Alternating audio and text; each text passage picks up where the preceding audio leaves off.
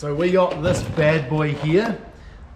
So this is called the Truma Saphir Comfort RC, and it is an under-bunk air conditioner, which in the market are kind of rare and pretty unique. So obviously the big downside of your usual sort of caravan air cons is that they are up on your roof and they're really heavy. So you normally have to actually have your roof supported with some sort of structure that goes around that particular unit.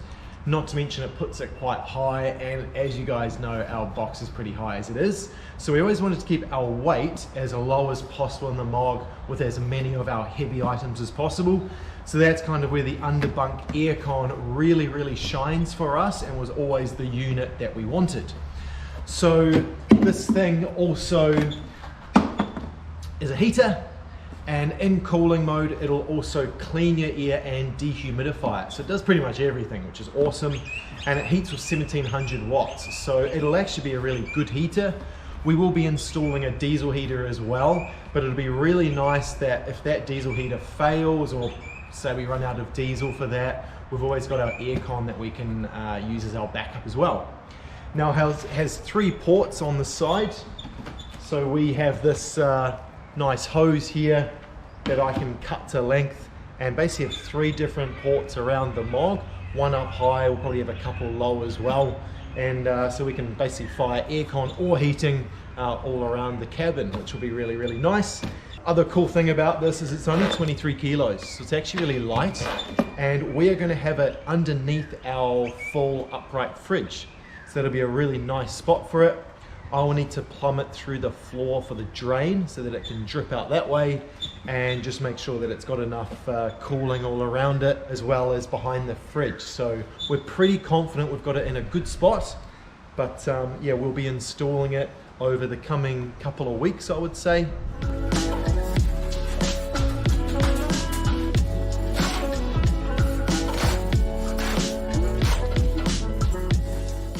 Cut the first length of the pipe, and that's going to work really well. I've left a little bit of extra. We just need to find some hangers, they're about that diameter, to put underneath the shelving unit so that that stays up nice and strong.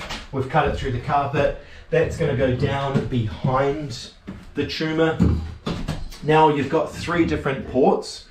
The port furthest away from the center of the unit is the most powerful. So I want the most powerful one going to the kind of main sleeping area, I guess you could call it. And then the second most powerful I'll have going into that area of the box. And the least powerful you want, obviously on your shortest run, we'll have going up to here. We will need to get a bit more of this, this piping, maybe about 3 more meters. You only want a maximum of 15 meters in total, and from memory your longest run should be no more than 8 meters.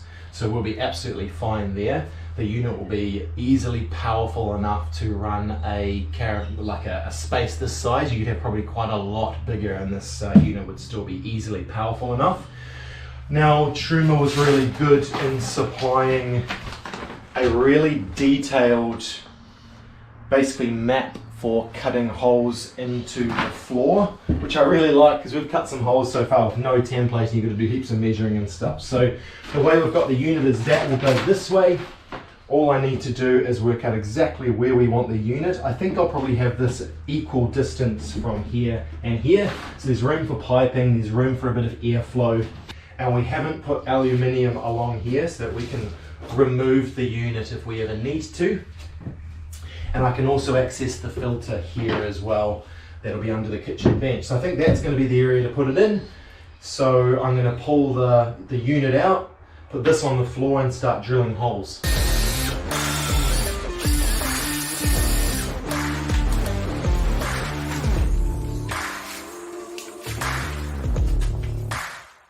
Okay, so yeah, all the holes have been done. So those are the 2 drainage holes. There's the air intake and outlet. Now we've got the mounting brackets, so this is shown on the template, which I'll do soon, but the mounting needs to go about there roughly. We've got a mounting plate here in the front. The back, we don't need one. We're going to have a little piece of rubber and then use our alley to secure the box, secure the unit. We'll have one of these here, rather there, and we'll have another piece of aluminium here. So it's cool that they supplied the brackets. Okay, so we got the Saphir all basically put into place. Actually super easy, so it's like lunchtime now and we've done the whole, well, the majority of the installation for this guy. So we're going to have our plumbing coming up along here with a piece of wood over the top. We still have this grill that is going to go here in the front, and that is so that this guy can be pulling in air. So obviously maybe an ideal setup under a bed, you'd have it like that. For us, this will be all open kitchen space or underneath the kitchen. So I'm thinking, just judging by some of the maths that I've done on it, it'll be fine here and it will have a lot of breathing room and still be able to pull air out of the rest of the cabin, I guess, the compartment. So that'll go there. Then we've got the infrared receiver for the remote.